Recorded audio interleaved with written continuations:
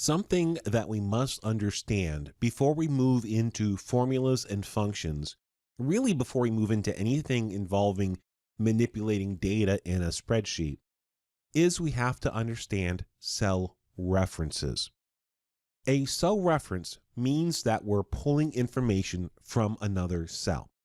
So a cell reference might be calling to a different cell. So for example, you might have a cell reference that says A1.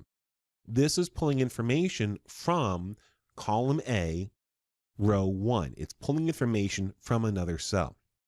And there are three types of cell references that you need to be aware of. You have relative, absolute, and mixed. The first one we're going to tackle is the relative cell reference. This is probably the more common of the cell references. What this does is it's relative to where you put it. So I have here a worksheet, and as you can see, I counted by tens. I'm in column A, and I start with row 1 and work my way down to row 10, and it goes from 10, 20, 30, 40. Now I'm going to put in A1, which is a reference. What I'm putting in here right now in this C1 is I'm saying, hey, this is going to equal right here. This is going to equal A1. I'm going to hit enter. And as you can see, it now equals A1.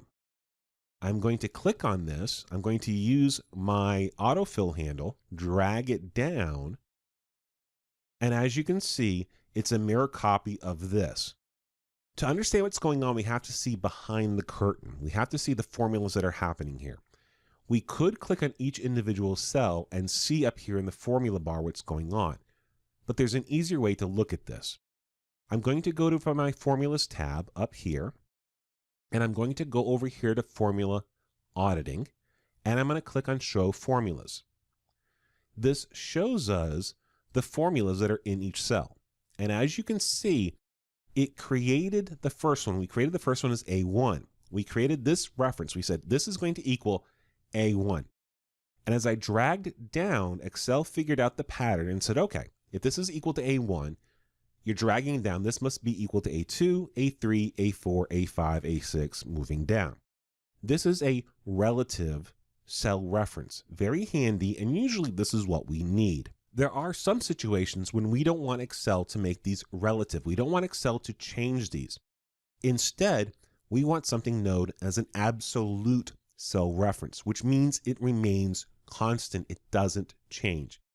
Let me switch worksheets to the absolute worksheet. And as you see here, I have some test scores, 50, 49, 40, moving down. Over here, I have each question's worth 2 points. I could create twos all the way down, but that's not very convenient. That's not very effective. Instead, what I want to have happen is I want this number on this side, the numbers in column A, to times by the number right here in B2 to give me the percentage over here. If I was to do the normal cell reference, let's say I did the normal cell reference, what we just did before, the relative one. Let's see what would happen if we did relative.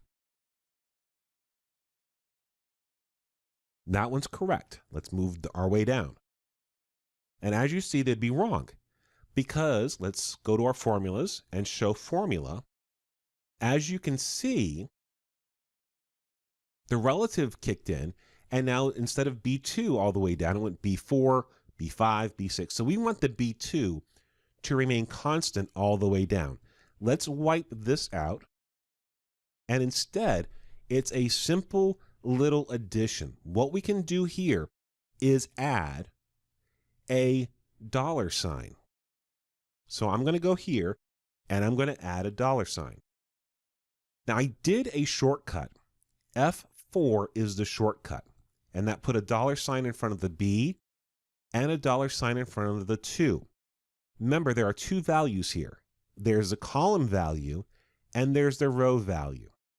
Now, if I was to drag this all the way down,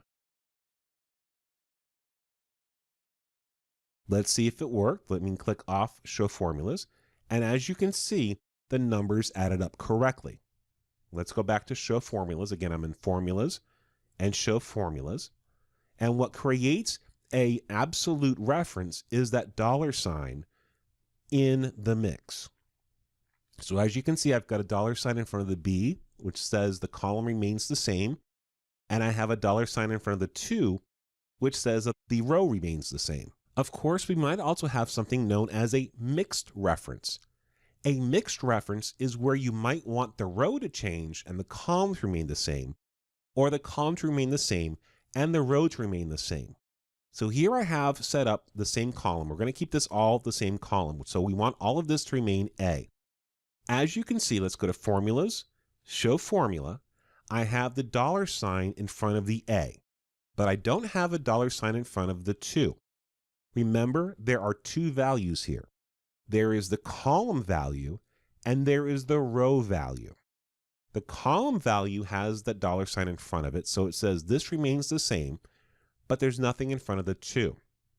Let me click the autofill handles and drag out. And as you can see, the A remains the same no matter where I dragged it. So the column remained the same.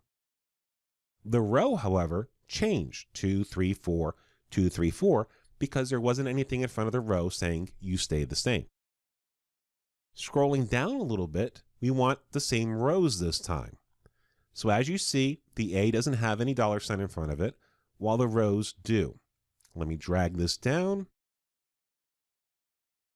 And as you see, the columns changed, but the rows remain the same. And this is a mixed cell reference. The next one we need to be aware of is when we have cell references from other worksheets. So here I have worksheet AA, and I have worksheet BB.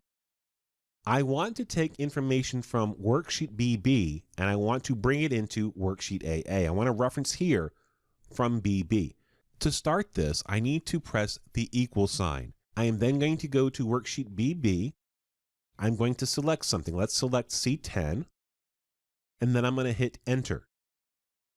Notice this says C10, but let's take a look at the formula. What you see here, this BB is the worksheet.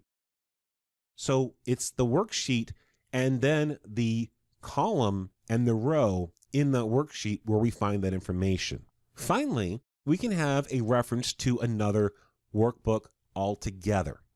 Let me open up a brand new workbook. This workbook is called Workbook 3, and let me put them side by side for you. And I'm going to want to reference in this worksheet something from over here. I'm going to go to the other workbook. This is now Workbook 3. I'm going to click here, and I'm going to click enter. Notice it's a little bit different. This is referencing another worksheet within the same workbook. This one is referencing the worksheet BB in the same workbook. This is referencing another workbook altogether. It's referencing book 3, what worksheet, worksheet 1, sheet 1, and then what column and what row. The dangers of doing it like this, however, by referencing another workbook is if you change the location of that other workbook, you can break this connection, you can break this link.